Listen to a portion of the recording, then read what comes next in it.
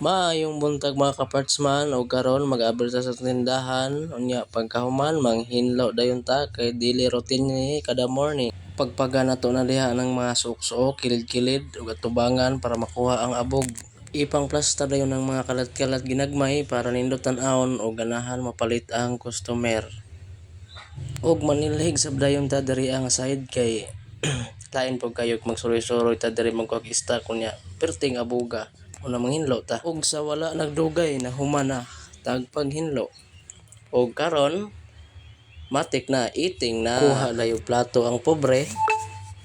kay ako na lang naiwit naguna-una na sila kaon pero okay ra kay napa may bilin sudan samtang nagkaon no istorya ginagmay bahin sa kinabuhi og sa mga nahitabo sa isig kaingon char sig kaingon kaon choy kay mura na itong puhunan ingkod-ingkuran dayon kay busog naman borot ng tiyan mura nag 3 months busog na gyud klaro gyud kayo bye.